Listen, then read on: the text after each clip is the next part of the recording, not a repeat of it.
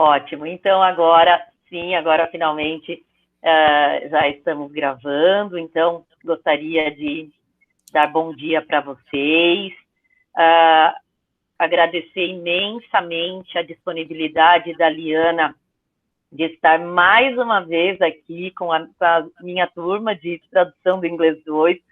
Se eu não me engano, é o terceiro ano, né, Liana, que você vem compartilhar um pouco do seu conhecimento sobre essa área de acessibilidade textual, simplificação, né, essa tradução intralinguística. Então, realmente, é um prazer enorme ter você aqui. Eu também gostaria de comentar que essa oficina, além dela fazer parte da minha disciplina de tradução do inglês 2, nós decidimos, em nome da ABRAPT, a Associação Brasileira de Pesquisadores em Tradução, que eu e o Vinícius Martins, que está aqui com a gente hoje,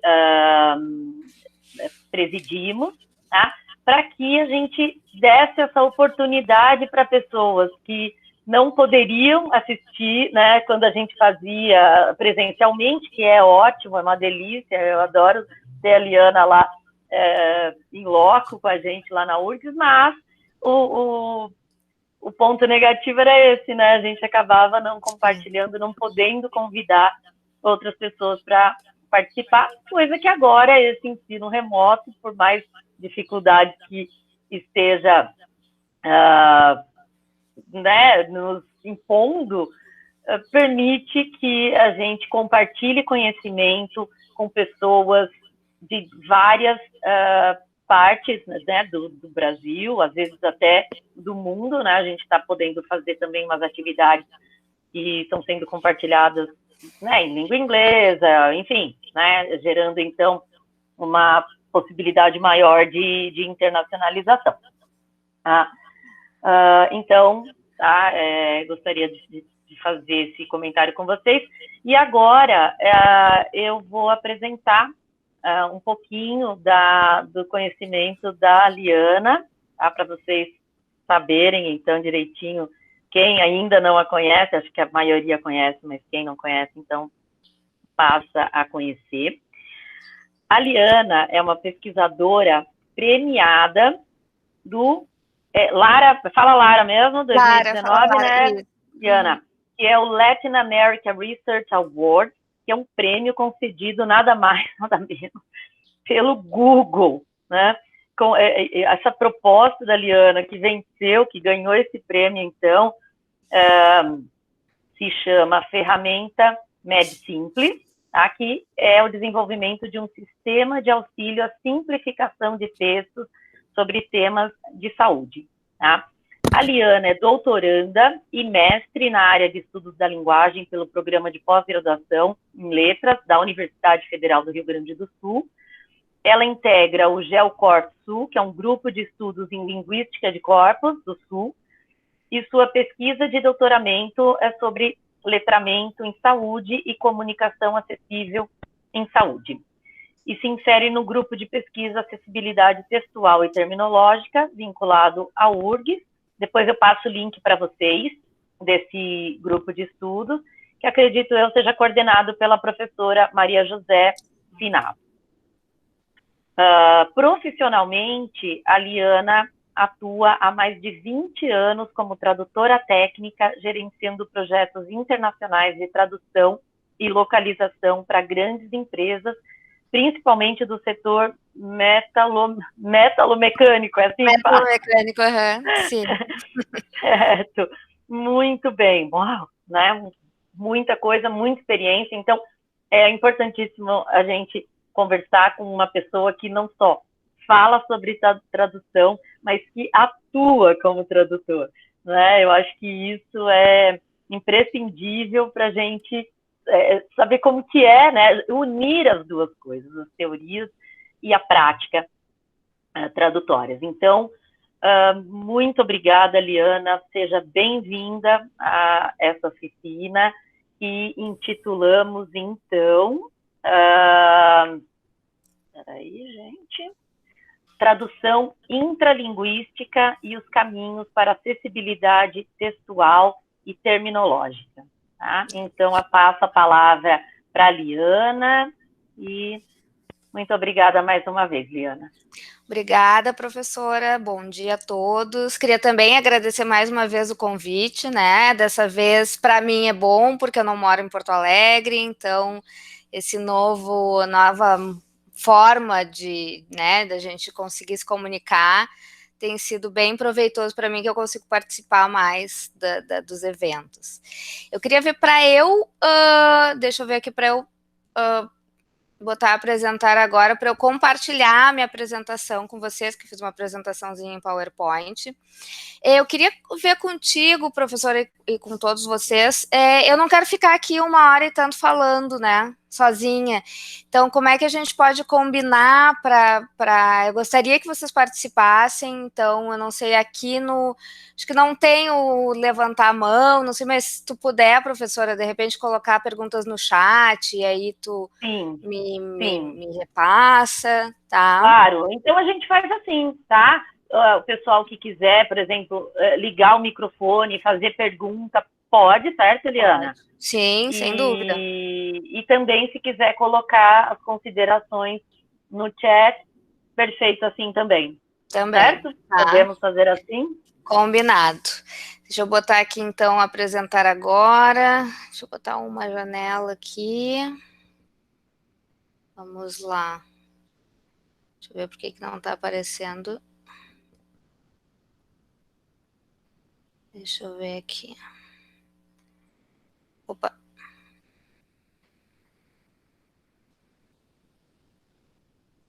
Ai, meu Deus. Quando eu baixo aqui... Deixa eu ver aqui como é que faz. Deu. Vocês estão vendo agora a apresentação? Acho que está carregando. Entrou. Entrou, deixa eu só botar para o início. Aqui. Então, vamos lá. Deixa eu diminuir um pouquinho aqui. Então, hoje eu vou falar para vocês um pouquinho sobre a tradução intralinguística e os caminhos para acessibilidade textual e terminológica. Mas antes que eu possa chegar no que seria essa tradução intralinguística, que eu sei que vocês estudam teorias de tradução e muitos já devem ter visto, né, alguma coisa sobre isso, eu queria falar um pouco sobre o que é a acessibilidade textual e terminológica, que é o campo de estudo do nosso grupo de pesquisa, né, na URGS, que é coordenado pela professora Maria José.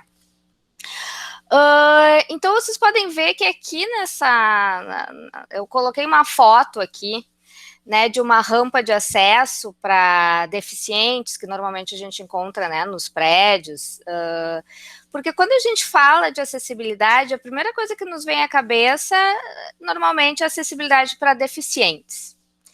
Mas quando a gente fala de texto, o que quer dizer essa acessibilidade no texto? Normalmente a gente usa nas apresentações essa rampa de acesso, porque a gente faz essa analogia mesmo, de que a gente pode até não estar falando de pessoas deficientes, e pode também estar falando de pessoas com algum tipo de deficiência cognitiva, mas não só, né? Nós temos no Brasil um mar de pessoas, de gente que não consegue compreender um texto simples ou um texto mais complexo, por exemplo, um texto de utilidade pública, que seja importante para a sua vida, né, que aquelas informações façam diferença na vida dessas pessoas. Então, a gente faz essa analogia porque a gente entende que a gente pode construir um texto para essas pessoas com rampas de acesso, né? Dependendo de como nós trabalhamos esse texto. Então, aqui, deixa eu passar aqui. Quando eu falo de acessibilidade textual e terminológica, eu sempre gosto de começar com uma citação de um artigo da professora Maria José, que aqui na URGS foi ela que começou, né, com tudo isso, que para dizer assim, como é que nós entendemos acessibilidade textual e terminológica?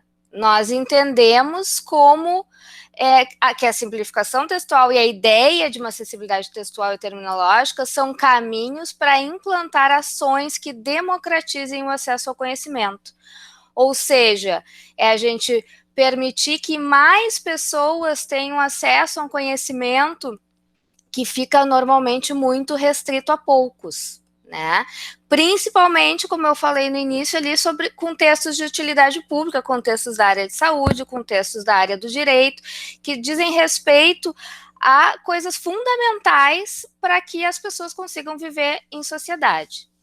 Então, a gente pode democratizar essa informação de utilidade pública, a gente também pode democratizar as pesquisas que são feitas na universidade, porque normalmente na universidade as pesquisas ficam muito restritas dentro da universidade, né? Se vocês quiserem, por exemplo, divulgar para o grande público a pesquisa que vocês estiverem fazendo com o TCC, com depois do mestrado, doutorado, vocês não vão poder escrever sobre ela como vocês escrevem para os seus pares, né? Como vocês escreveram para a banca, né? Como vocês fizeram o TCC. Vocês vão ter que modificar esse texto para que esse texto fique acessível a mais pessoas. E por que, então, que nós trabalhamos com acessibilidade textual e terminológica?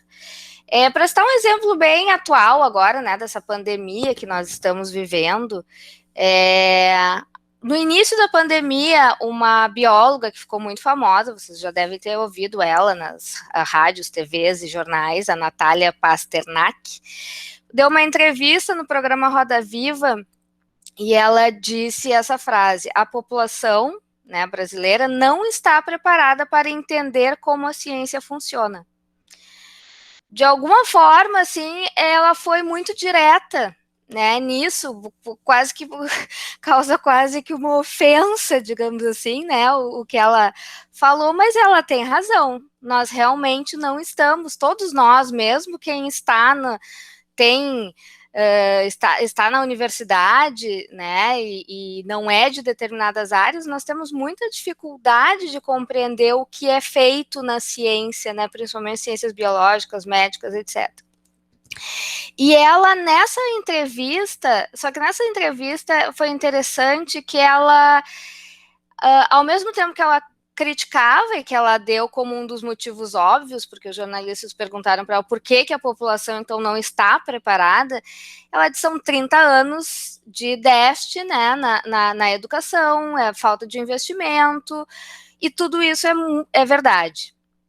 Só que é também interessante que ela falou que a mídia estava fazendo um excelente trabalho agora na pandemia, informando as pessoas, principalmente porque os jornalistas não mais, como é que eu vou dizer, não mais tiravam da cabeça deles, né, o que eles estavam escrevendo, eles traziam muitos especialistas para dar o seu parecer, né, colocavam os especialistas para falar sobre coisas da pandemia nos jornais. E, ao mesmo tempo, ela também criticava o que ela ia dizer, por que a população, então, não perguntaram como é que ela exemplificaria que a população, por que a população não está entendendo?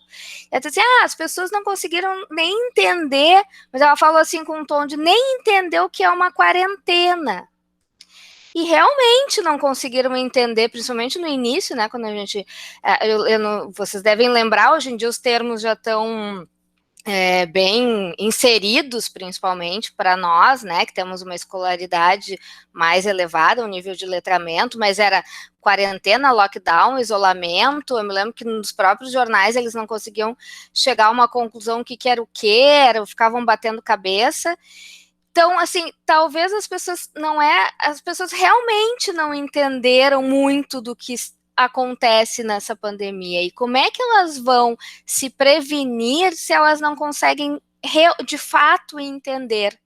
Elas têm acesso à informação, acesso não falta, porque tem pesquisas que dão conta de que a população brasileira, quase 70% já tem acesso à internet, seja por um celular, seja na escola, enfim. Então, a informação, ela está aí, para quem quiser entrar no Google e digitar o que é coronavírus. Agora, Será que é um acesso real esse? Porque tem uma diferença da informação estar disponível para o público e ela realmente ter um acesso que ela consiga compreender aquela informação. Então, para citar alguns poucos exemplos, assim. Então, primeiro eu vou falar, antes de citar alguns exemplos, eu vou falar, então, quem é esse nosso leitor brasileiro? Porque a gente diz assim, como, a população não entende, não está entendendo nada. Às vezes a gente acha que é até por descaso mesmo, porque não está com vontade de entender. Claro que tem muita gente que não está com vontade de entender, mas nós temos uma população toda que não tem essa condição de compreender. O último INAF, que é o índice que mede o letramento, o índice de alfabetismo da população, foi em 2018, o relatório saiu em 2018, e aqui nós temos um comparativo, né, desde 2001 até 2018.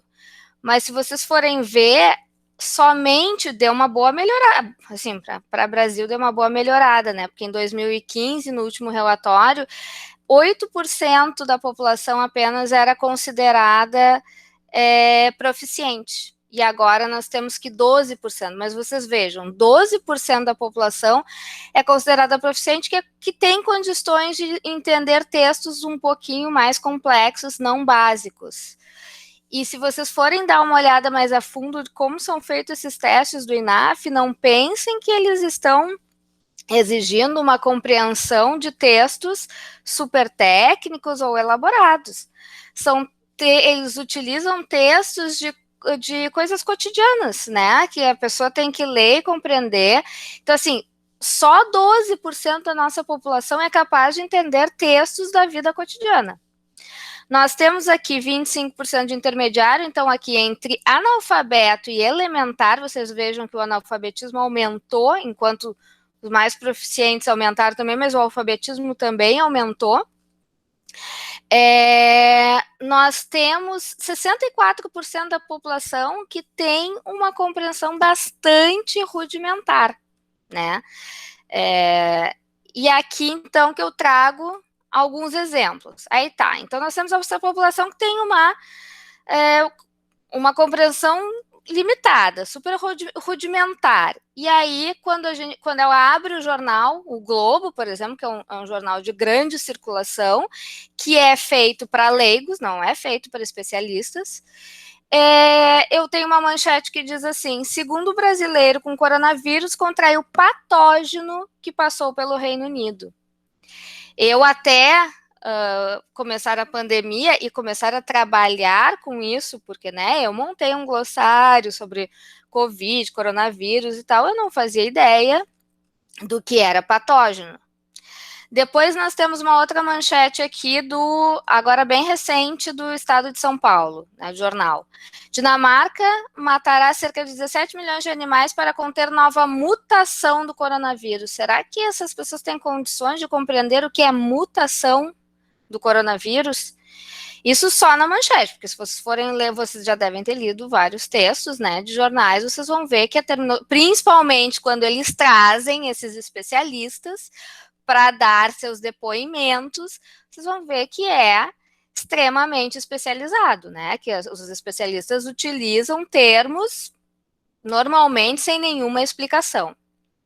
E aí aqui nós temos uma publicidade aqui do Ministério da Saúde que foi publicada no Facebook, não foi publicada para médicos ou enfermeiros ou profissionais da área de saúde, ou seja, estava ali no Facebook porque é para toda a população.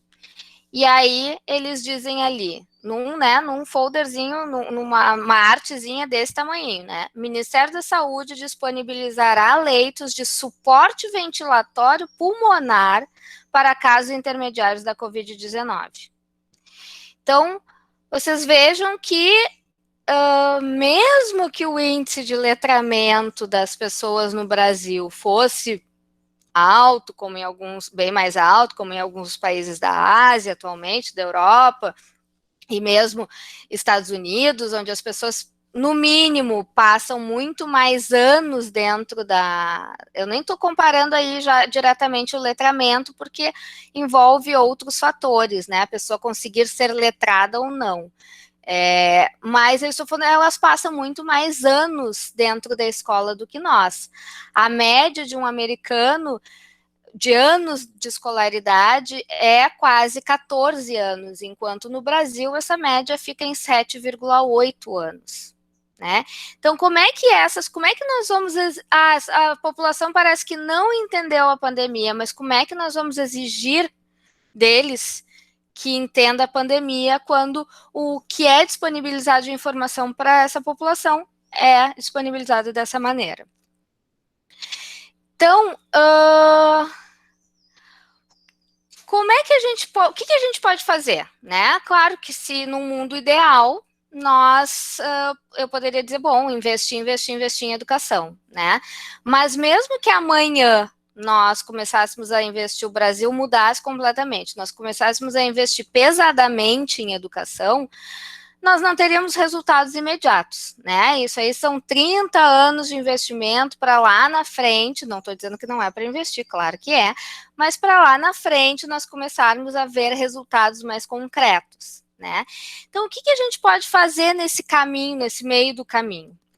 É isso que o nosso grupo de pesquisa propõe, com a ideia de criar textos, de construir textos com rampas de acesso, para que as pessoas consigam chegar ao topo, né? Consigam chegar ao topo, assim, ao topo da rampa, ao topo do texto, ou seja, consigam compreender textos, principalmente textos de utilidade pública que são do seu interesse, né? Para viver em sociedade.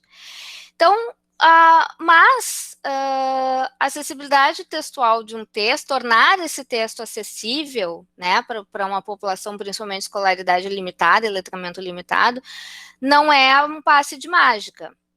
O texto precisa passar por uma análise, por um processo, para chegar nessa possível acessibilidade.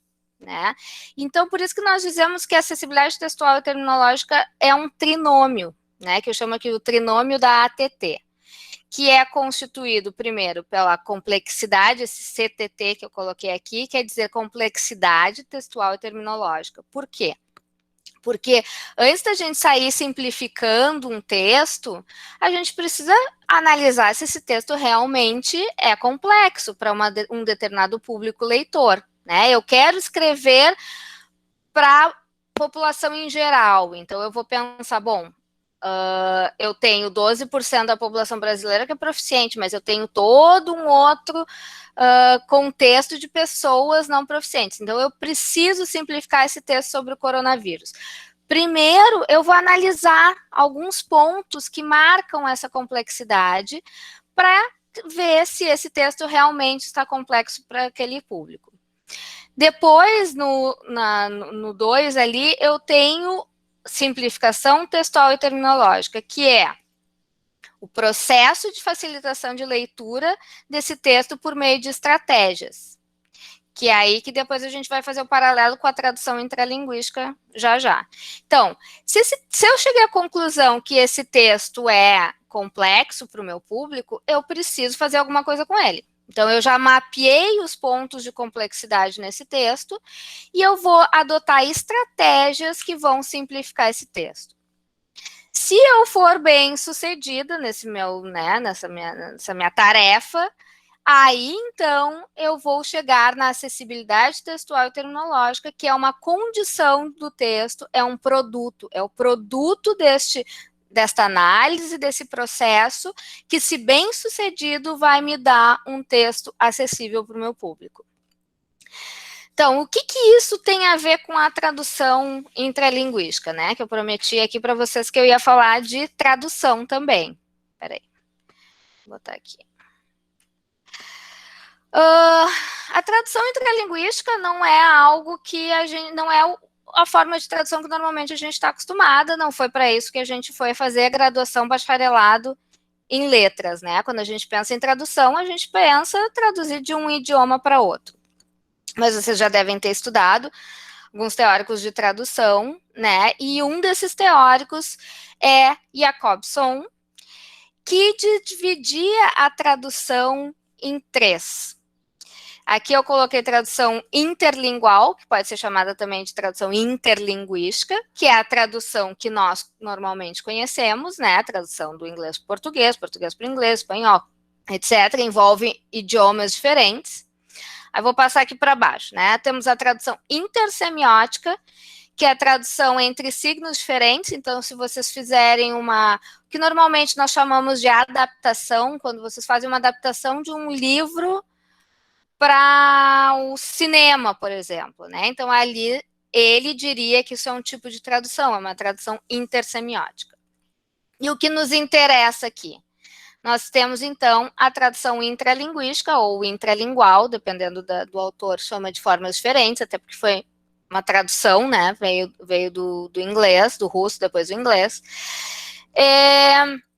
Então, a tradução intralinguística é a nossa simplificação. É aquela parte ali do trinômio que nós falamos em simplificação. Porque a tradução intralinguística é uma tradução feita no mesmo idioma. Muitos autores, como Humberto Eco e outros tipos de autores, outros pensadores, né, da área de tradução, não consideram isso uma tradução. Dizem que é apenas uma adaptação, uma reescrita, mas Jacobson e outros teóricos, como Azetsen, que é uma linguista canadense, defende muito essa teoria, então, dele, né, esse modelo que ele criou, e defende que seria muito importante nós estudarmos esse tipo de tradução na universidade, enfim, e defende que é uma tradução de fato, porque não seria só uma adaptação ou só uma reescrita, porque a tradução intralinguística, ela rompe barreiras na mesma língua. Né? Nesse caso, quando a gente simplifica um texto, nós estamos rompendo barreiras na mesma língua, né? Barreiras de compreensão, certo? Então, aqui, eu trouxe de novo o nosso trinômio, né, da acessibilidade textual e terminológica, porque a tradução intralinguística está inserida aqui, né? Então, esse processo, essa simplificação do texto, nós podemos chamar de tradução intralinguística. E o que isso nos interessa? A minha pesquisa de mestrado, né, o meu mestrado, é uma proposta de disciplina de tradução intralinguística, de acessibilidade textual e terminológica, de tradução intralinguística para a graduação. Porque ela ela abre um campo, né? Porque nós, tradutores, nem sempre nós trabalhamos somente com tradução, né? Quem faz bacharelado, inclusive, trabalha muito como redator, como revisor. É um outro campo que se abre, né? E que nós somos profissionais do texto. Então, eu acredito que a tradução intralinguística é um outro campo, não só de pesquisa, mas como de atuação profissional que o tradutor pode ter, certo? Se alguém tiver alguma pergunta até o momento, ou quiser abrir o microfone, fique à vontade, por favor. Liana, oi? Não tem pergunta, mas tem um comentário da Alessandra que fala que muitas vezes os próprios jornalistas não simplificam porque também não conseguem entender profundamente, né? A ponto de simplificar, né? Exatamente. Aí teria que entender muito bem para poder simplificar. Muitas vezes, olha, mas até eles mesmos traduzem, né? De textos que vêm de fontes, não é? De outros lugares e tal, e aí do jeito que tá, vai. Né? Exatamente. Por isso que eu acredito que essa ideia de acessibilidade textual e terminológica, ela tem que ser uma conscientização, porque muitas vezes eu fiz, inclusive, para minha pesquisa de doutorado, eu fiz, que eu até mandei, né, para vocês fazerem uma simplificação, eu pedi, né, que fizesse uma simplificação, e eu mandei para públicos diferentes, para o pessoal de letras, para médicos, ou pessoal da área de saúde, e para jornalistas. E o que muitos jornalistas fizeram? Eles editaram o conteúdo daquele texto que eu mandei um texto sobre Parkinson, né? Nem todos tiveram a oportunidade de ver, mas eu recebi alguns resultados, né? Algumas simplificações que alguns de vocês me mandaram. Os jornalistas, eu só tenho uma jornalista que me mandou um texto realmente simplificado, só uma delas, que trabalha nessa área há muitos anos, há mais de 20 anos. Os outros fizeram uma edição de conteúdo. E não é isso que nós queremos, né? Não é a redução do conteúdo muitas vezes é importante, porque se você pega um texto longo, né, de uma área árdua, como uma área médica, nem todas aquelas informações que estão ali vão interessar um público leigo. Então, sim, nós fazemos edição de conteúdo, né? Não é todas as informações não precisam estar ali. Mas não é só esse o nosso objetivo. Não adianta colocar ali na manchete patógeno, né? Porque veio lá do texto, né? O original, o especialista disse que o patógeno, não sei quem, então o jornalista vai lá e ele só reduz o texto e joga, né, no jornal. Até por medo, né? Medo de falar bobagem, talvez. Exatamente. Né? Pelo próprio desconhecimento mesmo, né? Das áreas mais técnicas, né?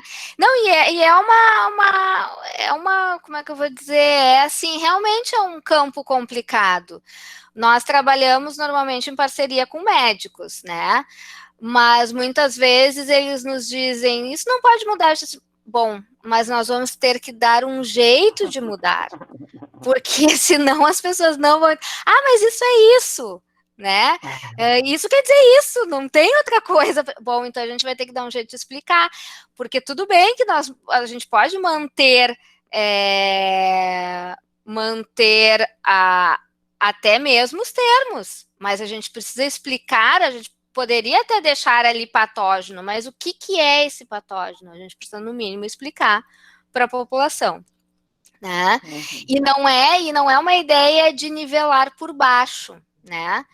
Por isso que o leitor, ele tem que estar sempre no centro dessas decisões. A gente tem que saber quem é o nosso leitor e simplificar de acordo com o nível de compreensão desse leitor. Eu não vou fazer um texto para vocês, alunos universitários, e deixar tudo esmiuçadinho, porque eu sei que vocês têm condições e inclusive recursos de, se não compreender alguma coisa, fazer uma pesquisa. Mas a gente não pode exigir o mesmo do seu João, que contraiu o coronavírus e que não sabe o que fazer, né? Exato. É por isso a gente que ensina, né, tradução, insiste muito com isso, o público-alvo, né, Liana? Quem é o público-alvo? Porque não é uma questão de se é fácil, se é difícil, mas sim para quem, né? Exatamente. Até interessante, uma amiga minha, abrindo um parênteses aqui, ela dava muito aula de inglês para médico que tinha que passar no exame, né? Um exame, não sei o nome do exame, tá? Um exame que os médicos tinham que passar para poder fazer mestrado, doutorado, não sei. E muitas vezes os textos desses exames de proficiência eram textos de artigos de divulgação, textos de divulgação da área médica, não textos acadêmicos da área médica. E eles, os médicos, tinham muito mais dificuldade de entender esses textos de divulgação, porque o texto de divulgação é para o leigo, né? Do que eles teriam para entender os próprios textos acadêmicos, que são de peer para peer, né? Então, tem isso também, né? O Sandro fez um comentário aqui, né? O Sandro é um colega nosso lá na URGS, tá? Ele disse que a simplificação preocupa e pergunta se não seria interessante ter tipo um hiperlink para um outro texto explicativo ou notas, né? Principalmente se for um texto na web, ele permitiria, né, que você mandasse, né, aquele leitor. Até agora há pouco, no seminário que a gente estava tendo na disciplina, a Natália Marcon, que está por aí, ela usa um texto da internet que falava sobre astronomia e tal, e aí esse texto tinha um monte de hiperlinks, como o próprio Wikipedia, né? Sim. Mas não é, acho que não sei se em todos os gêneros permitiria essa... Eu volto a dizer, eu acho que a gente tem que pensar no nosso público. Se eu estou escrevendo um texto sobre a minha pesquisa para vocês, eu posso... Para vocês não, né? Vocês são de letras, mas vamos supor assim que eu estou tentando explicar a minha pesquisa como eu já fiz em outra cadeira, uma cadeira do doutorado que eu fiz de divulgação científica. Eu estava tentando explicar a minha pesquisa para pessoas de outras áreas. Então, gente ali com mais... muito mais títulos que eu, ou não, ou parecido e tal. Mesmo assim, eles não tinham nada a ver com a área de letras, eles tinham dificuldade, né? Então, eu fiz um texto original, assim, baseado na minha pesquisa de doutorado, e um texto simplificado. O texto simplificado, eles conseguiram compreender bem melhor e tal, né? Só que eu estou lidando com um público que tem recursos. A gente esquece que a compreensão, ela envolve um mar de coisas, inclusive o letramento digital. Então, a gente não tem como exigir do seu João com ensino fundamental incompleto, por exemplo, que ele tem ainda a capacidade de buscar em hiperlinks. Ele não faz ideia do que é um hiperlink, né? Então, assim, eu acho que é interessante, é uma possibilidade. A intenção da simplificação textual não é aniquilar com a informação e cortando, a gente não vai cortando a informação, né? Mas é ter em mente quem é o leitor. Claro que quando a gente trabalha, por exemplo, se eu fosse simplificar textos para o Ministério da Saúde, é um trabalho muito complexo, porque todo tipo de pessoa vai acessar o Ministério da Saúde, ali o site do Ministério da Saúde. Então, eu posso ali realmente ter um texto mais complexo, um texto com mais informações para um determinado público e um texto simplificado para outro público, né? Acho que não há problema, né? Então, volto a dizer, o público é o que nos interessa. Quando a gente lida com um público que é um país inteiro, a gente pode ter diferentes recursos, sem dúvida, né? Sim. E a Alessandra fez um comentário aqui bem interessante. Ela é jornalista, tá? E ela ouve sempre, tipo, publica sim, né? E ela bate o pé e responde que a forma sou eu que decido como jornalista, né? Mas claro que ela sabe que tem coisas que são muito arriscadas alterar, que pode mudar o sentido, inclusive de uma área que você não domina, né? E ela complementa dizendo que o público é a população em geral, né? Então ela precisa que qualquer pessoa, mesmo com baixa compreensão, consiga ler, né?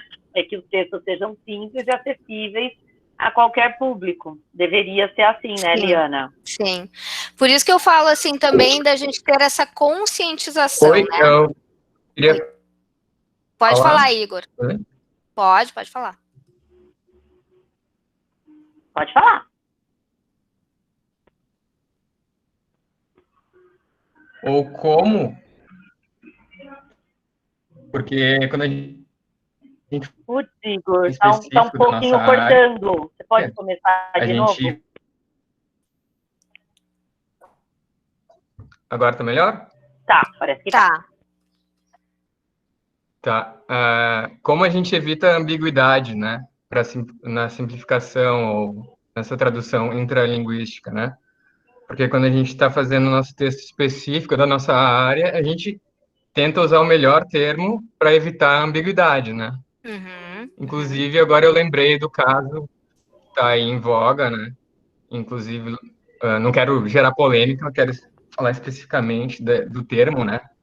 Que na matéria do Intercept, o jornalista acabou usando o estupro culposo, né? E acabou talvez depois gerando um backlash, assim, desse termo, né? Porque não era o termo que estava lá no processo. Sim. Então, depois, quando levou, alguns linguistas até levaram, fizeram uma crítica, assim, né, a ter usado esse termo, que não era o que estava no processo, e acabou gerando toda uma discussão sobre o termo, né? Como evitar esse tipo de coisa, né? A gente usa, provavelmente ele tentou simplificar, né? Tentou fazer a tradução intralinguística do processo e usou um termo que não existe e que acabou pegando, na verdade, né? Então, a pergunta é essa, né? Como a gente faz para evitar a ambiguidade? E a gente está fazendo uma tradução para um público geral, mas em algum ponto a gente pode pegar alguém, claro, que vai pegar, não, mas, sei lá, patógeno a gente não vai usar patógeno, vai usar doença. Mas daí, tipo, não é doença, porque doença implica tal coisa, tal coisa, tal coisa, né? Então, como resolver, né, esse problema? Sim. Depois eu vou falar um pouquinho mais sobre as estratégias e aí eu vou entrar melhor nisso. Mas, assim, rapidamente falando, uma das estratégias para evitar a ambiguidade é nós mantermos o termo e nós usarmos a explicação e não a substituição desse termo.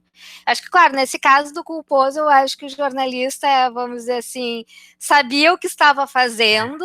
É diferente, é um pouco polêmica, diferente. Tinha uma intenção, mas a gente também não tem como medir, né, exatamente qual era a intenção dele.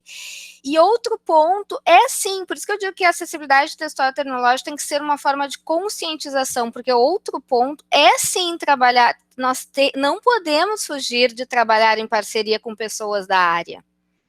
Só que a gente... Isso também, queria falar, acho que precisa também, antes de a gente fazer traduzir o texto, né, intralinguisticamente, a gente precisa talvez gerar essa conscientização, né, do público em geral.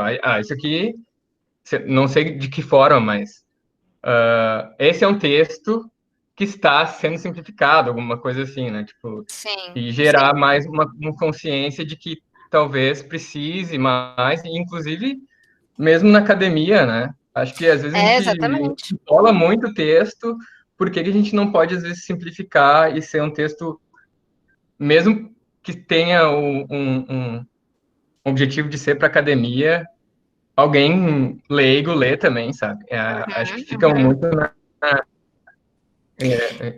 eu estou perdendo isso porque eu estou voltando para academia e às vezes eu quero escrever alguma coisa, mas não, tem que dizer mais, dizer isso. Falar bonito, né? Repetir algumas coisas. Exatamente, assim. Tem que falar bonito, tem que usar a linguagem acadêmica, falar bonito, né? Porque o que é bonito, né? Também aí entra talvez um preconceito linguístico até, né? Exatamente. Aí nós temos duas coisas, o preconceito linguístico e nos falta a empatia linguística. Né? Porque a gente não consegue ter empatia com o outro que está lendo. Quando a gente escreve para os nossos pares, é muito fácil, né? Mas e quando a primeira vez que a professora Maria José propôs um texto, uma simplificação de um texto, eu nunca tinha ouvido falar nisso, em sala de aula, né, quando eu entrei no mestrado, o que eu fiz? Era um texto da área de Parkinson. Eu peguei o meu marido, que é médico, e fui perguntando, né, o que quer dizer isso? Aí eu ia botando assim, só que eu não parei para pensar se a explicação que ele deu seria realmente compreendida por alguém de determinada escolaridade. Eu não tive empatia, eu não parei para pensar como é esse processo. Eu acho que por isso que a conscientização, principalmente de quem escreve e dos profissionais. Eu trabalho com a área médica, mas a conscientização dos profissionais da área médica, de que eles precisam realmente se comunicar com o seu paciente. Eu escutei de um médico há pouco tempo, quando eu estava falando sobre isso, ele disse, mas às vezes a gente não quer que o paciente saiba determinadas coisas. Eu ia comentar justamente isso, muitas vezes eles não querem que a gente entenda. Tudo bem, mas não é falando difícil e deixando o paciente completamente perdido, isso não é nem honesto. né? Na minha opinião, isso não é honesto. Então, assim, sim, e isso na linguagem jurídica também, né, Liana? Ou seja, é para a gente entender, mas eles não querem que a gente entenda. É uma forma de poder, né? O médico pode dizer que até é uma forma de poupar o paciente. Bom, mas o paciente tem que ter um mínimo de informações que ele compreenda para que ele consiga decidir sobre a sua própria vida, né? Deveria ser, né? Deveria ser uma coisa muito séria. Então, assim, a conscientização que eu falo também é conscientizar sobre essa necessidade, né? E aí buscar caminhos. E trabalhar em conjunto, porque esse é um trabalho, como eu disse, eu preciso do especialista, eu não posso sair realmente, eu acho que doença aqui fica melhor, pá, vou lá botar. Não, eu realmente preciso entender o que é patógeno, por que foi escolhido aqui patógeno e não outra coisa. Posso tirar... É assim, como tradução, nós vamos ser o tempo todo criticados. Né? A gente, vocês tradutores, as escolhas tradutórias, olha o jeito que ele traduziu tal coisa, olha o jeito, isso, né? Desde do Senhor dos Anéis, enfim, sempre tem polêmicas, né? Sobre as escolhas tradutórias. Vai ter gente que não vai concordar contigo, e aí tu vai defender, olha, eu escolhi substituir por isso, porque eu prefiro que o meu público com ensino fundamental completo compreenda do que ele não entenda nada do que está aqui. Né, a gente tem que pesar e decidir o que vale mais a pena, né? E a gente não vai acertar sempre, como na tradução. Né? Claro. Igor? Eu acho que o que eu estava falando também é mais no sentido de defender o texto de alguém desonesto que possa, né? Claro, a gente está falando simples aqui, patógeno, não pode não acontecer, mas, sei lá, um texto mais jurídico, no caso que eu falei, né? Como é que a gente protege, entre aspas, o nosso texto simplificado de uma pessoa desonesta que vai lá pegar um ponto que a gente meio que simplificou e acabar com o texto. Não, invalidar o texto, né? Tem alguma estratégia que a gente possa usar, alguma coisa assim? Olha, eu acho que quando temos más intenções, não há o que fazer, né? Inclusive, é um caminho... como tudo, né? As escolhas vai depender realmente das intenções também. O plain language, que é de onde surgiu tudo isso, nos Estados Unidos, que é plain language, quer dizer linguagem simples e tal. Nos Estados Unidos, por exemplo, nós temos leis que obrigam que todos os órgãos disponibilizem informações para a população em plain language. É levado muito a sério. E, ao mesmo tempo, nós também sabemos que o plain language é utilizado pelas empresas, eles estudam isso para vender mais. Eu não sou contra o vender mais, não é uma crítica isso que eu estou fazendo, mas é para ver como tudo tem os dois lados, né? Então, pode ser usado em benefício, como tudo, vai depender de quem está fazendo. Não há como você simplesmente proteger e blindar nada, né? Vai depender da intenção de quem está redigindo ou simplificando esse texto. Exato. Então, o chat está bombando, mas não daria nem tempo de eu ler tudo que está acontecendo lá. Então, eu vou ver se depois eu consigo baixar alguma forma. Também tem meu e-mail, também podem me mandar e-mail, estou sempre disponível para esse assunto. Tá, joia. Eu vou deixar você continuar, então, com a apresentação. Peraí. Tá bom. Então, assim... me desculpa. Nessa época de eleição, a pior coisa que tem é uma aula... tá passando um carro com... Fica passando... Olha, eu fico me perguntando se eles acham que a gente vai votar neles porque eles estão gritando e atrapalhando o que quer que a gente esteja fazendo. A nossa vida, né? Mas, enfim, Liana, então eu vou deixar você continuar com a apresentação e depois a gente pode dar uma olhada no chat antes de terminar, pode ser? Pode, claro. Então, vamos para a parte prática, né? Então, nós temos um texto, a gente quer saber se esse texto vale o trabalho da simplificação, porque é um trabalho árduo, né? Muitas vezes. Então, existem inúmeras... A análise de um texto, se ele é complexo ou não, é uma análise subjetiva, é uma análise que pode ter inúmeros fatores. O que eu trago aqui é um resumo de algumas métricas que foram criadas por esse movimento que eu acabei de mencionar, que teve nos Estados Unidos, Inglaterra e outros países pelo Plain Language, para uma linguagem acessível a toda a população. Foram testadas aqui foram adaptadas para o português e testadas tanto pelo Asaf Cortina, que era orientando da professora Maria José, quanto por mim, em um projeto que eu tive com a SEAD. Então eu trago assim um resumo de algumas primeiras coisas que vocês podem dar uma olhada num texto e ver se esse texto lhes parece, né? Se vocês leem o texto, a gente tem normalmente um feeling, né? Eu acho que esse texto, para uma pessoa de escolaridade X, por exemplo, não vai dar, né? Então vamos analisar mais detalhadamente esse texto. Alguns pontos que vocês podem olhar. Se o texto utiliza muito voz passiva, sujeito oculto. Por quê? Porque o leitor, ele, principalmente em frases longas, ele pode perder a referência, né? Muitas vezes a gente se perde no meio da frase, a gente não sabe, mas quem é que fez isso? Quem fez a ação? Quem recebeu a ação? O quê? Então, por esse motivo, recomenda-se que se use a forma canônica, ou seja, sujeito, verbo e objeto. Se vocês forem dar uma olhada em textos infantis, por exemplo, a maior parte deles está ali na forma direta, né? Evitar sujeito oculto, porque o leitor, principalmente com escolaridade limitada, ele não vai saber quem fez isso, né? Agora, se eu digo, Maria foi à padaria e comprou rosquinhas, ele sabe que foi a Maria que foi à padaria. Então, algo básico. Uso de pronomes no lugar de substantivos, pelo mesmo motivo. Principalmente quando eu tenho frases longas. Então, Maria foi à padaria, comprou rosquinhas, depois foi não sei o que, ela foi ao banco. Será que o leitor consegue, de novo, ir lá buscar essa referência que esse ela é a mesma Maria, né?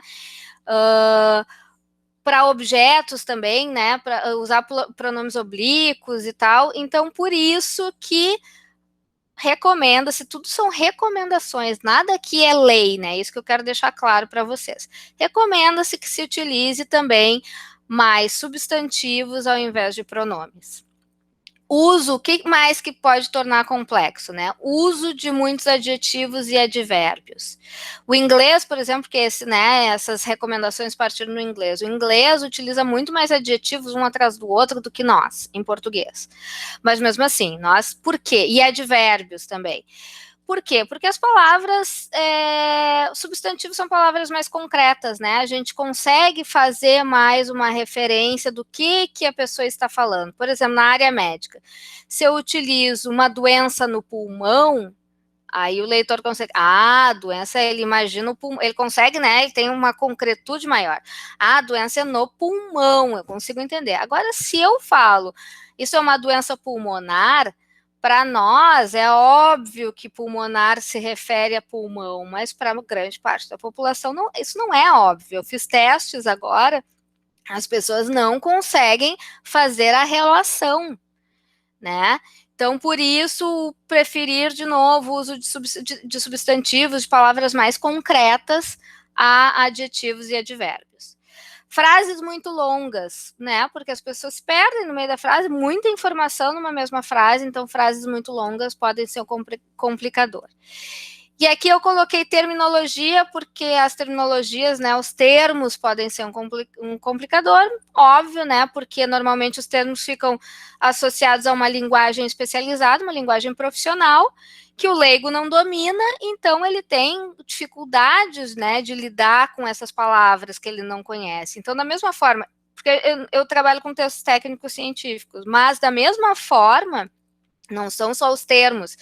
Eu deveria ter colocado aqui um vocabulário erudito, que pode ser desde um vocabulário de baixa frequência, no sentido de que é muito pouco utilizado, então não é de conhecimento da população em geral. Pode até ser uma palavra, não, pode não ser uma palavra especializada, mas ela pode ser uma palavra complexa para essa população, porque a pessoa simplesmente não conhece, nunca ouviu falar nisso, né? Então, para simplificar ou para traduzir esse texto, né, são como se fossem antídotos àquilo que a gente viu do que causa complexidade, né? A gente vai lá ver, se tem muita voz passiva, então eu vou tentar colocar esse texto mais na ordem direta, né, para facilitar. Se está se usando muito sujeito oculto, eu vou tentar dizer quem é esse sujeito. Se a frase é muito longa, eu vou tentar de alguma forma encurtar. Muitas vezes uma estratégia é não precisa editar o conteúdo, se o conteúdo for importante, não preciso simplesmente cortar e sumir com o conteúdo, eu posso pegar uma frase longa e dividir em 2 frases, reestruturar esse texto. O mesmo acontece com os parágrafos, né? Se eu tenho parágrafos muito longos, eu posso buscar reestruturar esses parágrafos. Então, eu posso usar mais substantivos, como eu disse antes, em oposição a adjetivos, pronomes, advérbios. Evitar termos ou evitar palavras de palavras eruditas ou de muito baixa frequência, ou palavras que eu acho que o meu público não vai conhecer. Evitar termos, quando eu falo de um texto de medicina, como eu estava falando antes, não quer dizer sair cortando os termos do texto, né? Eu vou mostrar para vocês que existem diferentes estratégias para lidar com os termos, mas se eu estou escrevendo para um leigo, eu tenho que ter em mente que o termo pode ser eu diria até que, né, o maior complicador de um texto técnico-científico. Então, eu tenho que ter um olhar muito cuidadoso para esse termo. Vale a pena manter, essa informação é importante. O que eu vou fazer com ele? O que eu vou fazer com esse termo? Certo? Antes de eu falar sobre os termos em si, outros recursos que a gente pode utilizar para simplificar um texto. Editar, a edição, aquilo que eu falava que, né, se usa muito no jornalismo, né? Sim, eu posso pensar em editar um texto. Eu tenho um artigo científico sobre, enfim, sobre física quântica, mas eu quero fazer um texto para trabalhar numa escola de segundo grau. De segundo grau me esqueci agora, isso na minha época era segundo grau, de ensino médio, tá? Eu preciso manter toda aquela informação que estava num artigo, né, que eu tirei de um artigo, se eu vou tratar com crianças, se eu vou tratar com pessoas que nunca ouviram falar sobre aquele assunto. É um campo perigoso? Eu posso acabar tirando informações que são essenciais, que alguém vai me dizer, olha, eu acho que tu não deveria tirar essa informação. Então, por isso que eu digo, é muito subjetivo, vão de escolhas, né? E por isso que conhecer o leitor é o que vai me dar mais segurança para fazer as minhas escolhas. Outra forma, outros recursos, é usar listas, por exemplo, é a gente pensar na formatação do texto. Né? Muitas vezes a gente tem 2 pontos, 1 milhão de coisas, né? A parte visual do texto também é importante. Então, a gente colocar esse texto em listas, em tópicos, para que a pessoa consiga visualizar com o espaçamento correto, tudo isso é importante. Desenhar, ilustrar o que eu estou dizendo. Né? Principalmente, eu estava até escrevendo um artigo sobre isso para uma revista que a gente vai lançar sobre o tema, e era para o público são professores. Eu disse assim, para as crianças, adolescentes, então é mais importante ainda, né? A gente conseguir visualizar. Então, era o texto sobre o museu, então ver as figuras sobre o museu, olha, é disso que eu estou falando, né? Olha ali a foto do que eu estou dizendo. Tabelas e gráficos podem ser podem ajudar e podem não, né? Esse é um ponto que é um ponto recomendado, né, nesses manuais de plain language, mas eu acho um ponto um pouco complicado. Nós temos que ter certeza que os gráficos, tabelas são muito claras, e muitas vezes a gente olha um gráfico e não consegue entender nada, né, do que está naquele gráfico. Então a gente tem que ter esse cuidado de que o gráfico realmente seja acessível para o leitor.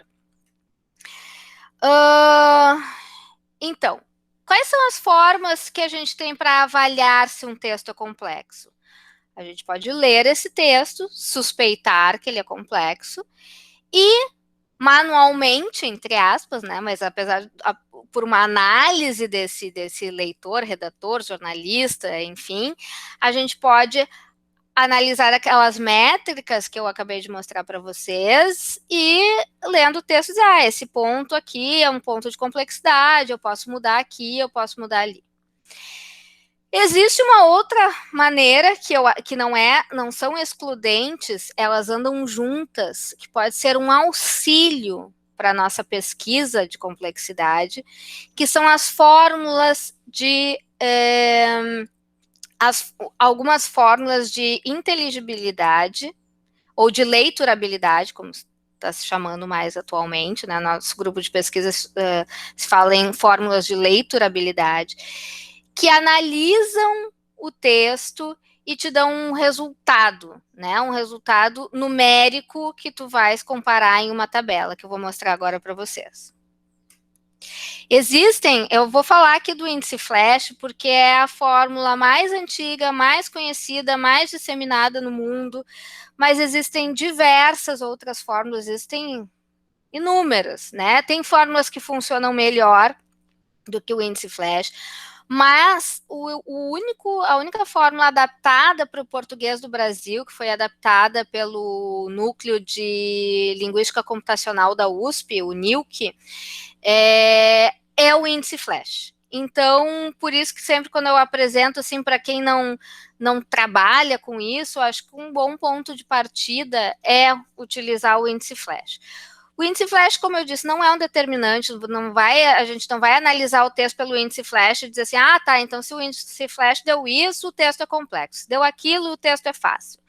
Mas ele pode ser um indicativo, tá? Um primeiro indicativo, às vezes a gente começa pelo índice Flash, aí dependendo que o índice Flash, a gente lê o texto com mais cuidado. Depois, quando a gente faz o processo de simplificação, a gente pode utilizar o índice Flash de novo para comparar se esse texto, se mudou alguma coisa, né, nesses índices.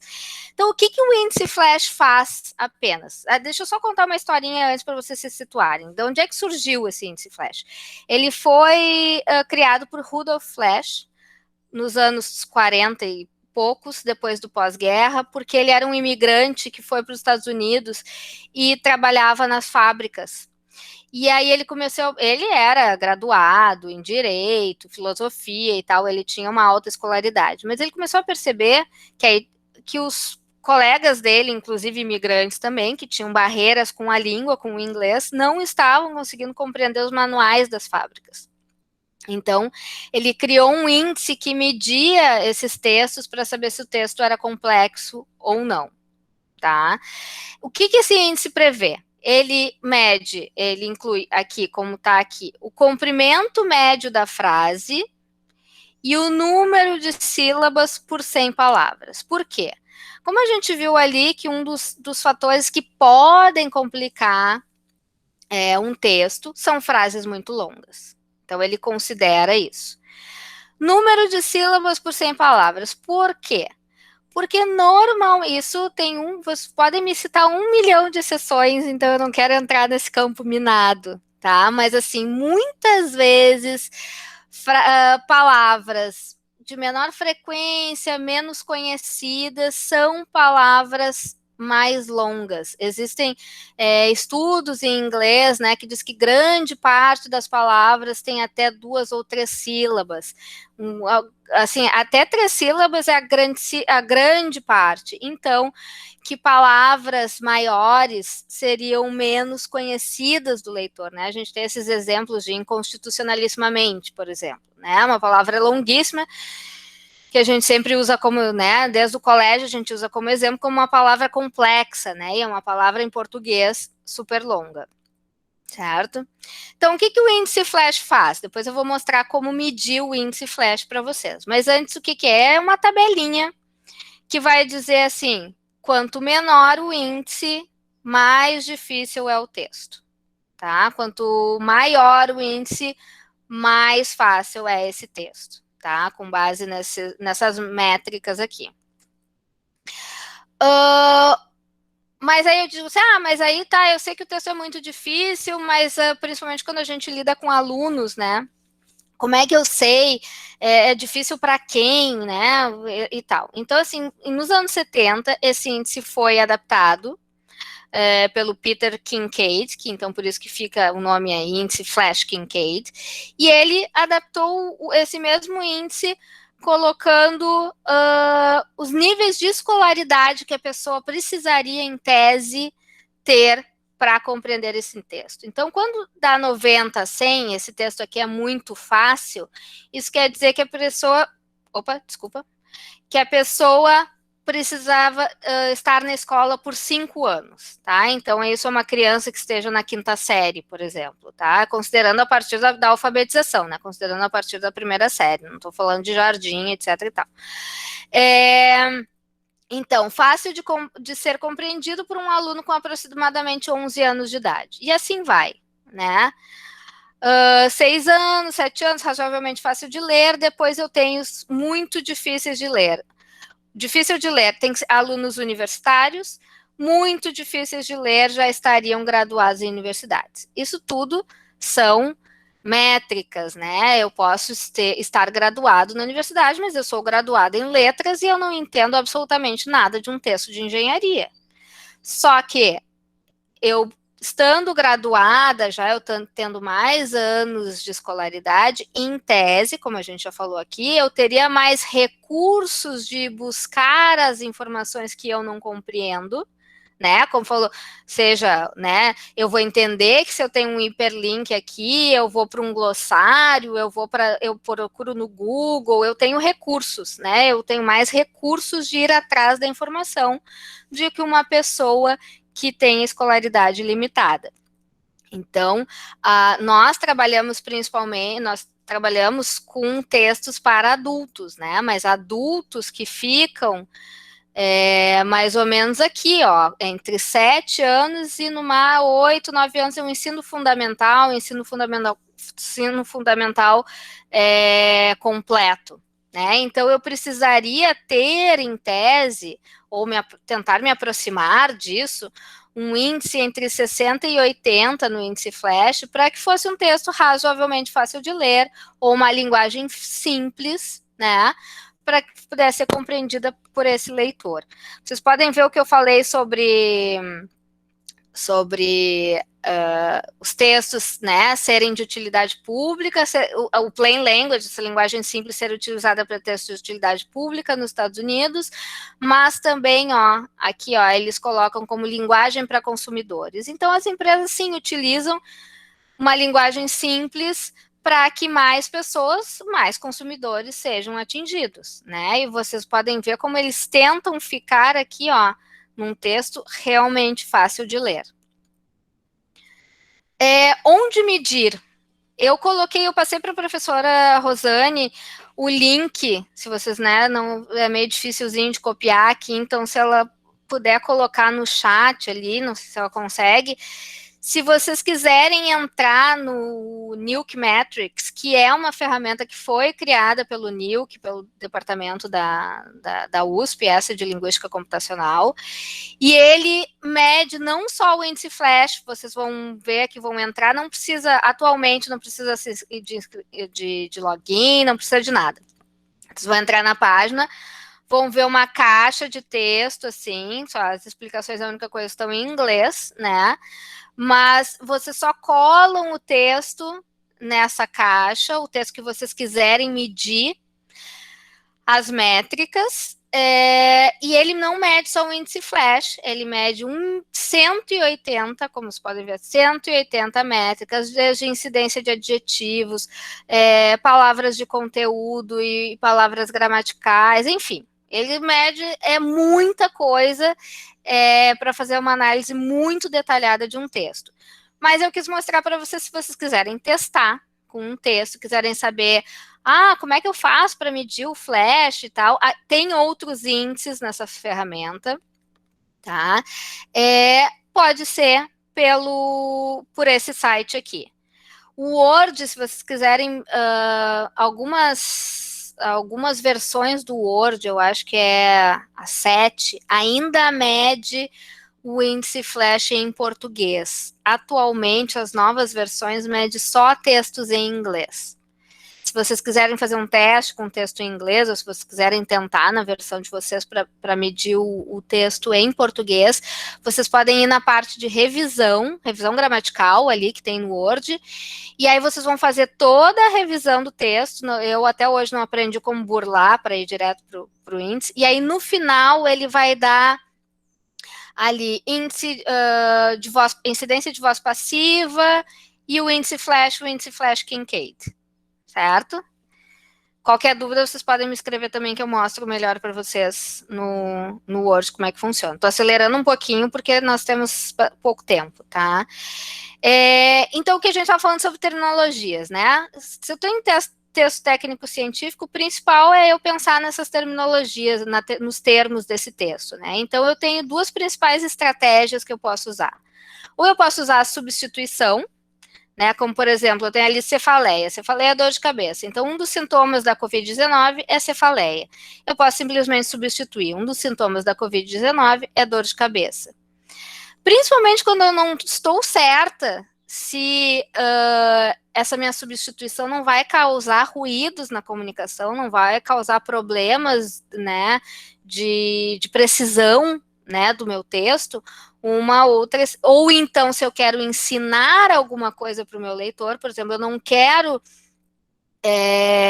eu quero que ele aprenda o que é cefaleia, né, eu quero que ele aprenda o que é coronavírus, eu quero que ele aprenda, então eu não vou simplesmente substituir, eu posso trazer uma explicação, né, então um dos sintomas da COVID-19 é cefaleia, um dos sintomas da COVID-19 é cefaleia, ou seja, ou pode usar outras coisas, né? Ou seja, isso quer dizer que dor de cabeça, ok?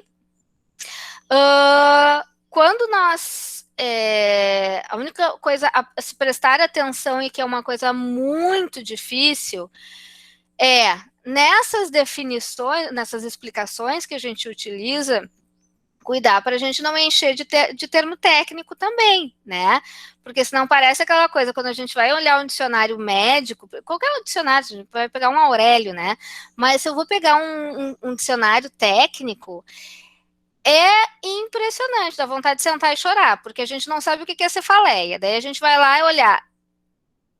Claro, cefaleia é um termo muito simples, né? Provavelmente vai estar lá dor de cabeça. Mas em outros termos, eles vêm na definição com outros e outros termos, assim, então a gente tem que ficar indo buscar, né? É um caça-palavras, assim, que a gente tem que fazer para tentar entender o que quer dizer aquele termo. Então, novamente, só para enfatizar, o leitor, ele é a nossa bússola, né?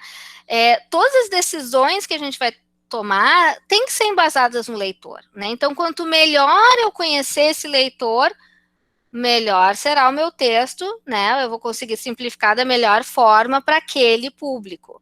O ideal é que a gente possa testar esse texto com esse público leitor. Mas muitas vezes a gente não tem como fazer isso, né? Muitas vezes mesmo os jornalistas, por exemplo, eles vão poder ter, até de alguma forma eles podem testar, mas eles vão ter o resultado dessa testagem só lá na frente, né? Se as pessoas entenderam ou não. Antes de publicar, eles não têm condições de ficar testando se a pessoa entendeu ou não. Então, quanto mais, pelo menos, eu tiver informações sobre esse leitor, mesmo que eu não possa testar o meu texto com ele, se eu souber qual é o grau de escolaridade, o grau de letramento, muitas vezes se ele é um trabalhador ou se ele é uma criança, né, ou se ele é um adolescente, porque simplificar não é transformar textos em textos para crianças, né, porque uma pessoa adulta, um trabalhador, ele pode muitas vezes não ter até alguns recursos que hoje em dia as crianças têm, como o letramento digital, mas ele tem experiência de vida, ele já passou por determinadas situações que a gente pode trazer para esse texto para que ele faça relações, que ele consiga atribuir significado a esse texto, a essas palavras, pela experiência que ele tem. Principalmente quando a gente fala de doenças, né? O adulto, normalmente, ele já conheceu alguém que passou por isso, passou por aquilo, então a gente pode fazer essas relações para tentar auxiliar, criar aquelas rampas de acesso, né, que a gente falou lá no início. Aqui, queria mostrar para vocês só, se vocês tiverem um tempinho, conseguirem ler esse textinho aqui, que eu trouxe, eu digitei aqui para ver se ficava um pouquinho mais visível para vocês. Esse é um texto sobre um vermífugo, sobre o coronavírus, que foi publicado num jornal Extra aqui do Rio de Janeiro. O jornal Extra é um jornal popular. Porque quando eu trouxe lá em cima ainda, né, o Globo, o Estadão, principalmente, o Estadão é um jornal considerado de elite, né? Mas aqui eu tô falando do Extra, você vê que, inclusive, é um textinho pequeno, né? O problema não é o tamanho do texto, apesar de eu achar que tem informações aqui que não necessariamente seriam relevantes, né? Mas vocês podem ver que queria que vocês dessem uma olhada nesse texto e me dissessem o que vocês acham. Se vocês acham que uma pessoa, por exemplo, que leu o Extra, que é um jornal popular, que é para uma camada para classes C e D da população, teria condições de entender esse texto. E pelo que a gente viu até aqui, quais pontos vocês falariam que está um pouco aqui distante do que seria um texto para um leitor eu não estou dizendo que as pessoas que leem, todas as pessoas que leem o Extra têm letramento, escolaridade limitada, mas no nosso país nós temos uma relação muito direta, né, de classe social ainda com escolaridade, né, então por isso que eu estou inferindo aqui que boa parte, não todos, obviamente, desses leitores podem ter escolaridade e letramento limitados. Se alguém quiser participar e me dizer assim, o que vocês acham desse texto, o que tem nesse texto que chama a atenção de vocês que não ficaria...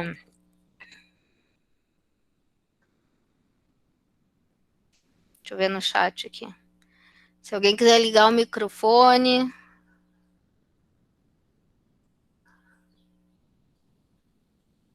Deixa eu ver. Eliana, tá bem pequenininho, né? Espera aí, deixa eu tentar aumentar aqui. Como aumentar um pouquinho, tá meio difícil de ler. Como é que volta agora para a apresentação? Porque eu fui clicar no chat. É só tirar aqui no X. Espera aí, deixa eu só fechar aqui. Em cima, à direita.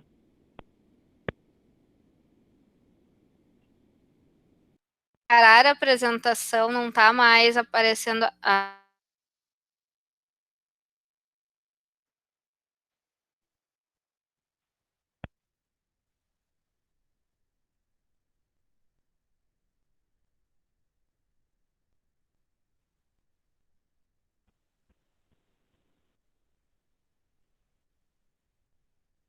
E agora a Liana congelou para mim. Para mais alguém? Travou mesmo. Travou, pena. Tá. voltou. Liana, deu uma travada, agora voltou. Voltou. Ainda está me dando aqui que eu perdi a minha conexão de rede tentando reconectar. Vamos ver se vai. Espera aí. Tá, deixa eu tentar botar. A apresentação parou de aparecer para vocês, então. Não, tá apresentando ainda. Ah, tá apresentando ainda? Tá bom. Tá. Então, pelo menos isso. Deixa eu só ver aqui, então. E ela tá tá no slide lá ou voltou lá para frente? A gente continua no slide. Ah, agora tá movimentando. Tava no slide. Tá, deixa eu botar aqui de novo, então. Aqui. Isso. Aqui. Vocês Bem conseguem melhor. ler agora? Uhum, sim. Tá.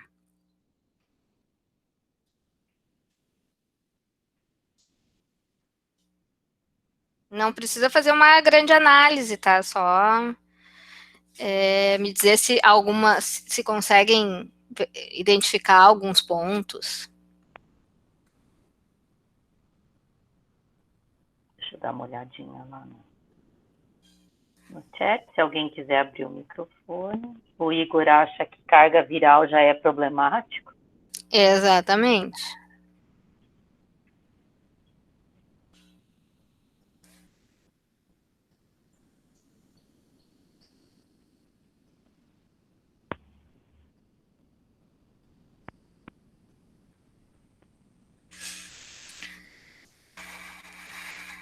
Vermífugo, netazoxanida, nossa, não consigo nem ler isso aqui. Sim. Começa dizendo que não há interpretação, então a Alessandra acha que pode levar as pessoas a um erro de interpretação. Também. Uhum. E chamou a atenção do Lucas que as frases são relativamente curtas, o que em tese simplifica, né, para o leitor, né, Liana? Sim, sim. Isso, né, os jornalistas, isso eles sabem fazer muito bem, né? O texto, inclusive, ele não é um texto longo, como disse, apesar de eu achar que tem algumas informações ali que talvez nem precisassem estar aí, né? Mas é um texto curto, porque a gente também tem estudos que falam cada vez mais, isso não é só para pessoas de escolaridade limitada, as pessoas têm muita dificuldade de prestar atenção e ler textos longos e ficar prestando atenção por muito tempo, né? Então, isso também é um fator. Eu vou mostrar para vocês aqui, peraí. Aqui, ó. Enquanto você mostra, eu só fazer um comentário aqui que o Lucas fez. Ele vê também que o texto está em voz ativa, sem ocorrência de sujeito oculto indeterminado, que também é legal, né? Sim. Mas o Jaime acha que o futuro do pretérito no título é feio, que dói, na opinião dele. Reduziria e não mais reduzir, talvez pelo fato de ainda não haver comprovação, né? Usou o futuro do pretérito. E aí já deixa a coisa meio dúbia, né? Então, mas quem sabe um pode reduzir também daria a mesma ideia de possibilidade e evitaria o futuro do pretérito. E muito mais clara, né? Talvez, infelizmente, até a gente não usa muito, né? Sim, sim. Então, para ver como existem vários pontos que podem ser analisados, várias coisas que vocês trouxeram, inclusive novas, porque, né, eu fiz uma análise superficial, né, do texto. Então, como é importante o olhar, né, do profissional do texto para fazer esse trabalho, né?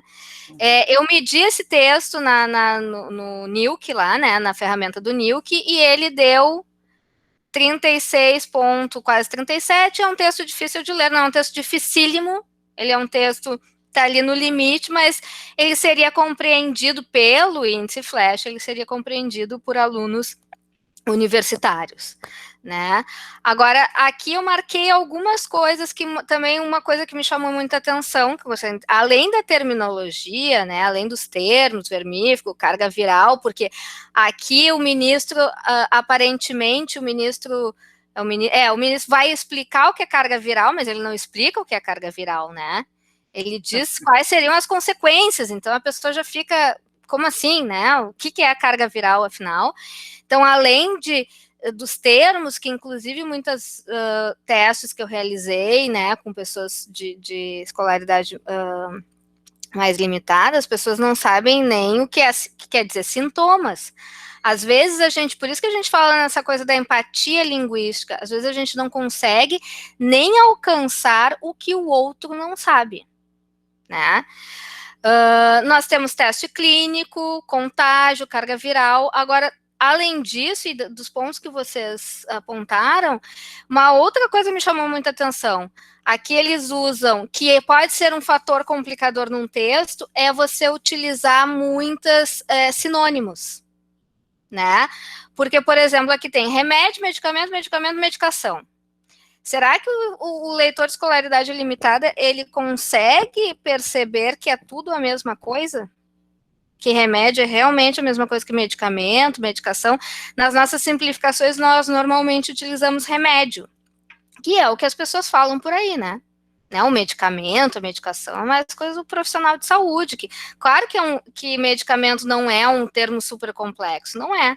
Mas a gente tem que saber o que o povo fala também, né? Deixa eu ver aqui se eu consigo passar. Peraí, que eu acho que é de baixo custo. E aqui também outras coisas, aquilo que eu falei, que não são só os termos, né? Aqui nós temos um advérbio, né, terminado em ente, que também é considerado, os advérbios longos são considerados fatores complicadores, e nós temos palavras como cientificamente probabilidade, não necessariamente, podem até, em alguns contextos, podem até ser considerados termos, mas não necessariamente, mas são palavras que podem causar dificuldade de compreensão. Espera aí, que eu de novo... Agora, vocês estão... Espera aí, deixa eu ver se vocês continuam vendo no modo de... Deixa eu botar aqui. Desde que eu mexi lá, causou alguns probleminhas aqui. Agora, não está no modo de apresentação. No modo de apresentação, mas vou botar de novo. Para ver. Tá, deixa eu botar de novo. Eu não consigo mais ver vocês e a apresentação ao mesmo tempo, mas deixa eu botar de novo no modo aqui.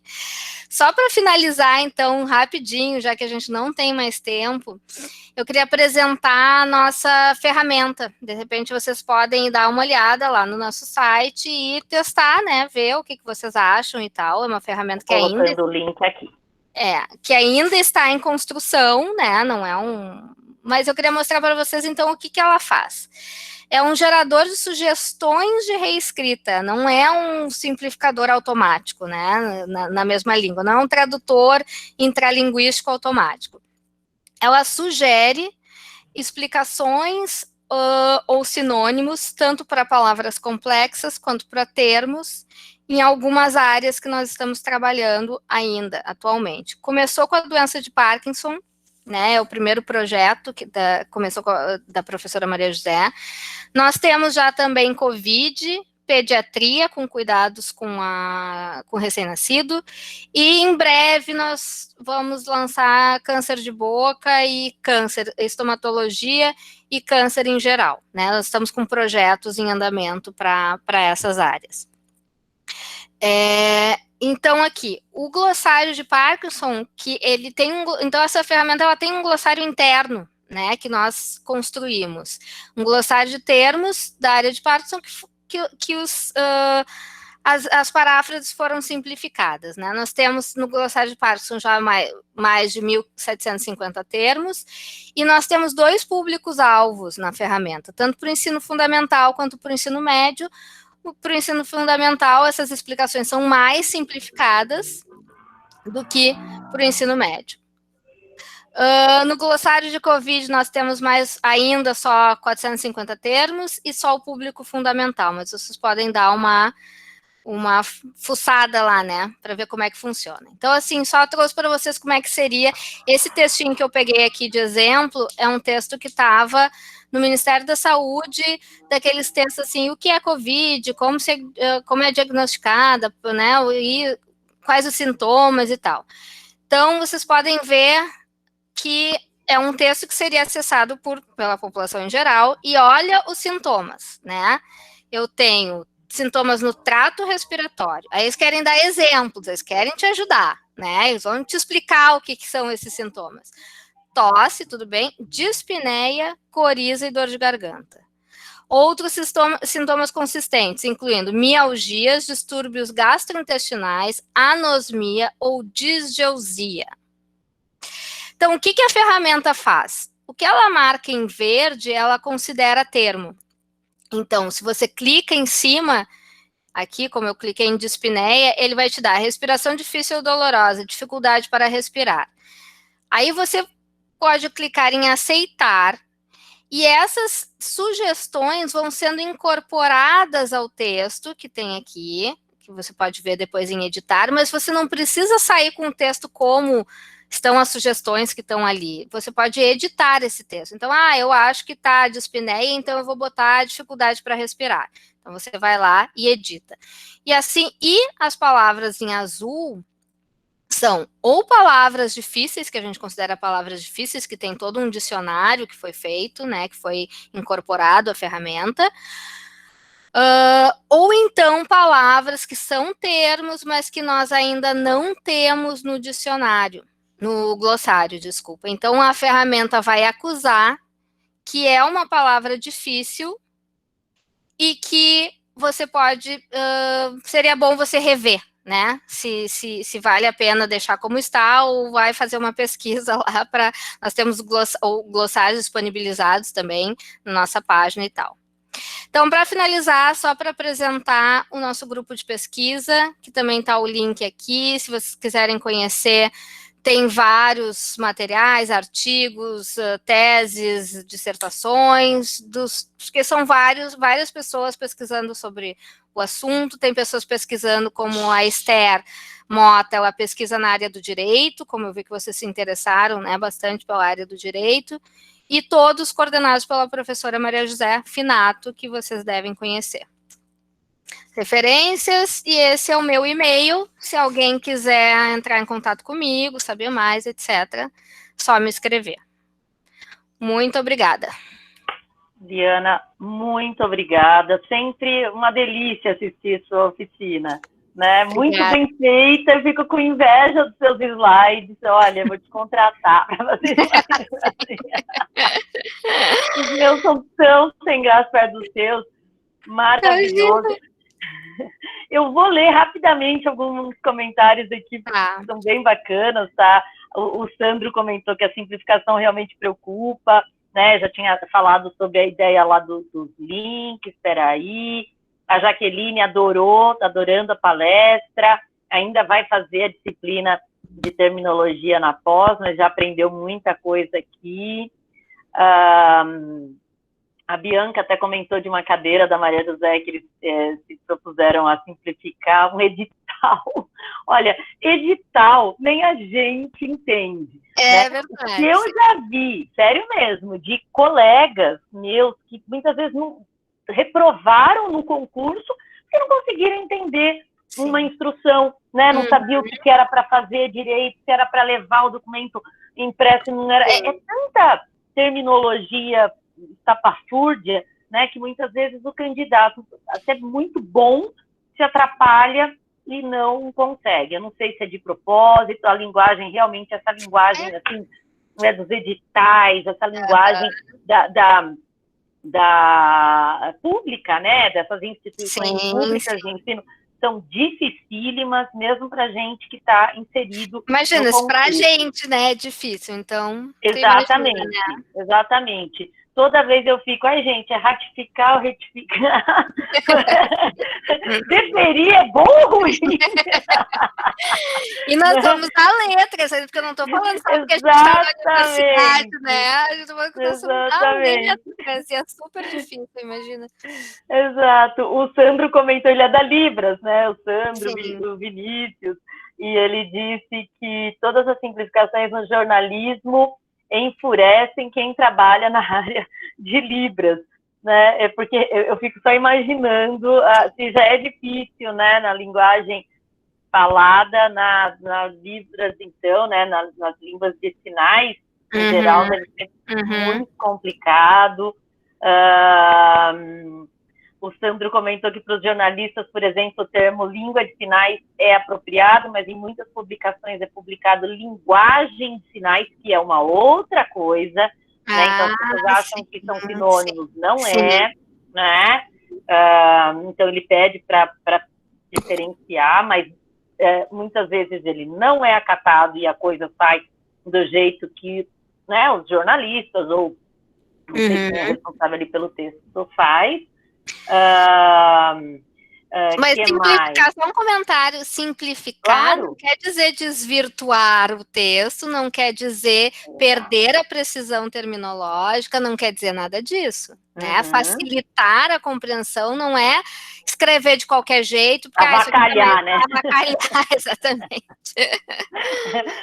Né? Então, realmente, até a Alessandra comentou a fala do Igor, do caso lá do estupro culposo, parece que no Intercept estava uma espécie de, né? E eu devo confessar que por tudo que eu li, muitas vezes até atravessado, que eu li, que eu ouvi a respeito, para mim ficou a impressão de que quem tinha usado o termo tinha sido o advogado, tinha sido ali dentro do processo. Promotor até, né? Depois começaram Exato, o que me deixou extremamente enfurecida, né? Mas agora, tá vendo como a gente é também de nós não ler a fonte, você lê terceirizado e muitas vezes se enfurece com a pessoa errada, fio, né? O telefone sem fio também vai indo. Exato.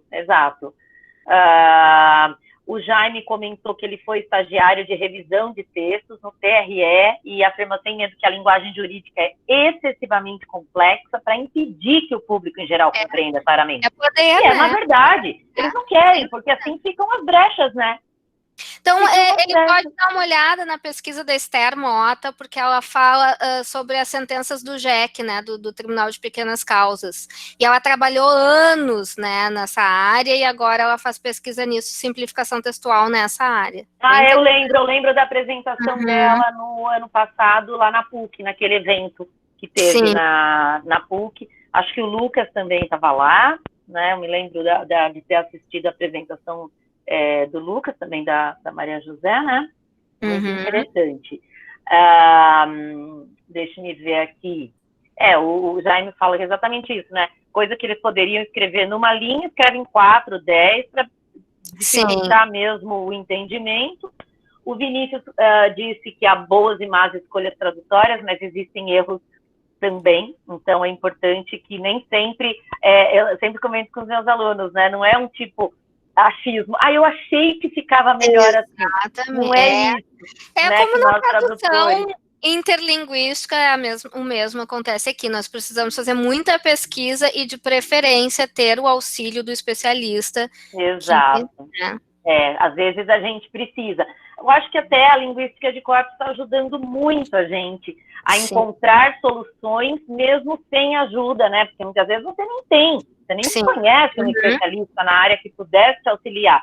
Então, você acaba acreditando, né?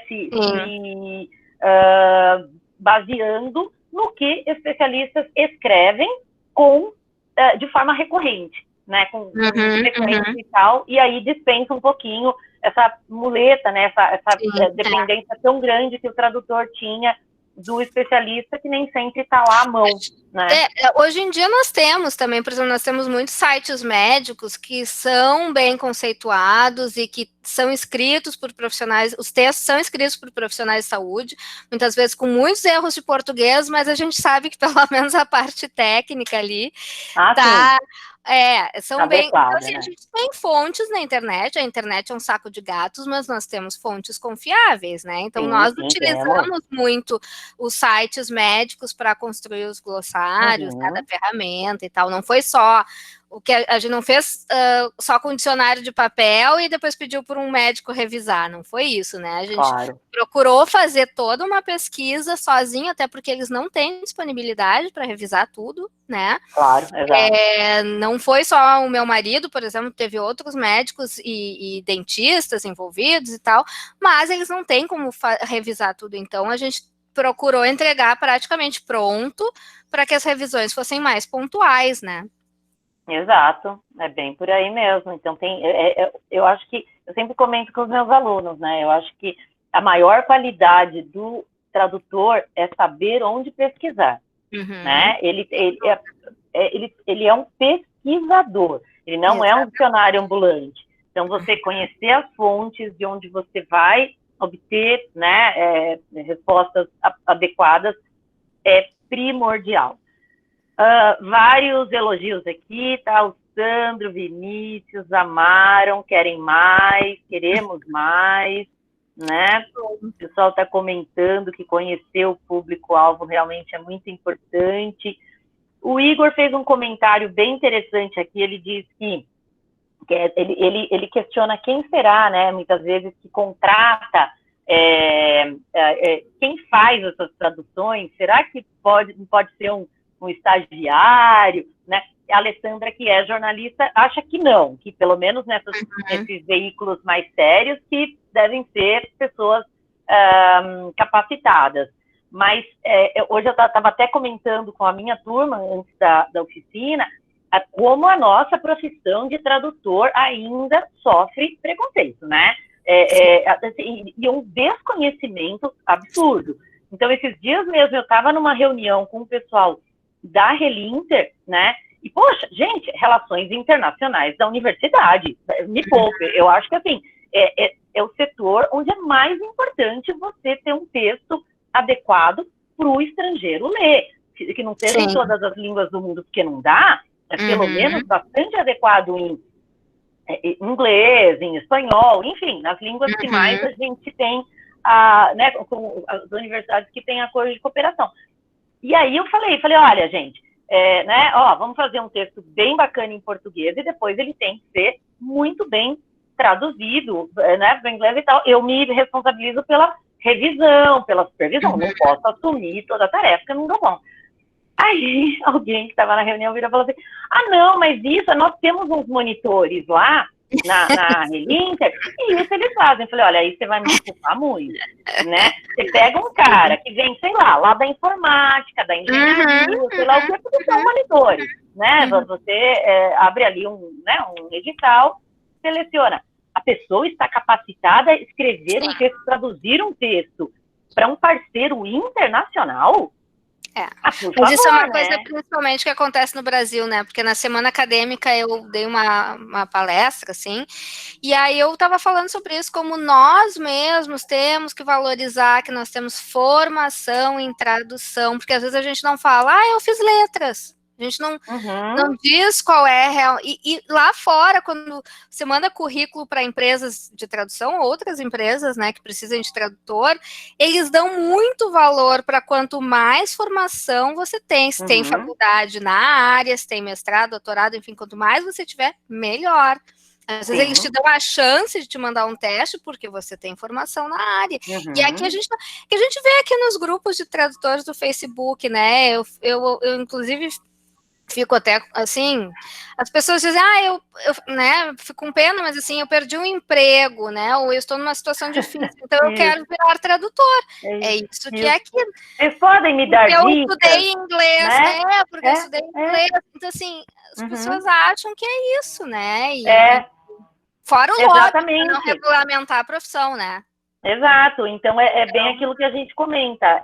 Esse profissional, né, se a gente pode chamar assim, esse sim precisa ter medo do Google Tradutor ou de outras ferramentas de tradução automática, né, porque realmente, assim, não dá para se chamar de tradutor, né, uma pessoa que tem conhecimento de duas línguas, ainda que o conhecimento seja muito bom, né, isso não faz dessa pessoa um tradutor. É verdade. Exato. O Igor comentou, é uma curiosidade, o Wired, no YouTube, tem uma série que um especialista explica a sua área para diferentes níveis e idades. Pois, Igor, se você puder colocar aqui pra gente um link, ele disse Wired, tá? Eu conheço esse, mas se ele puder aqui colocar o link, eu também agradeço.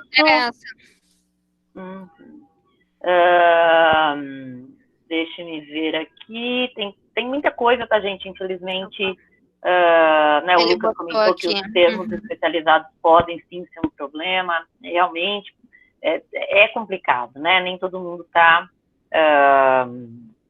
apto a ler os termos especializados. Ariana, é difícil sermos tradutores em um país em que as pessoas não sabem o papel de um tradutor. Realmente é muito triste, mas eu acho que aí é o momento da gente, sempre que tiver oportunidade, porque eu não deixo mais passar. Antigamente eu ficava, deixa eu fingir que eu não ouvi esse comentário.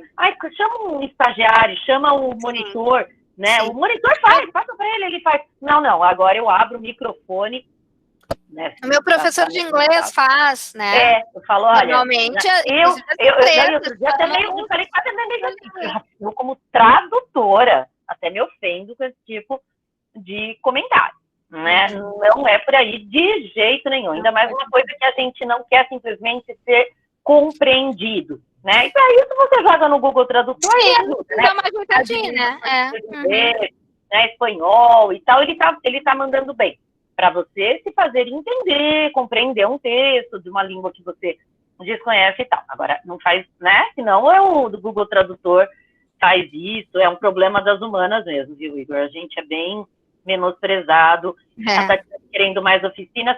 Tatiane, vamos fazer bem mais, né? Principalmente agora por meio da Abrapt, né? Eu sempre, a Liana sabe, meus alunos sabem, ainda tem vários deles aí, eu sempre procuro levar, né, o pessoal para fazer oficina. A gente teve oficina de tradução de games, que o Igor também se interessa, né? Teve 2 semanas atrás a gente teve de legendagem, e o ano que vem, né, Vini, que está por aí ainda, não sei, vamos fazer, pretendemos fazer muito mais oficinas pela Abrapt também, para levar para o pessoal. O Vini está aí, eu acho que é bem, bem interessante.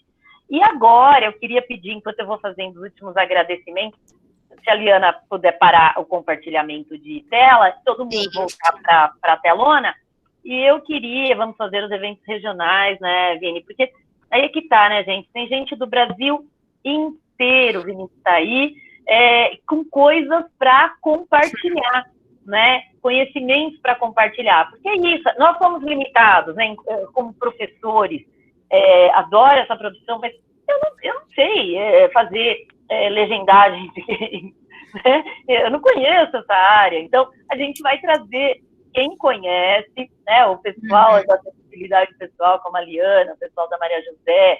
Então a gente agradece e até pede, né? Convida quem quiser, quem tiver um assunto legal para discutir, que venha trazer aqui para a gente, mostre uma proposta, e a gente, em nome da Abrapt, né, Vini, a gente faz questão de promover, né?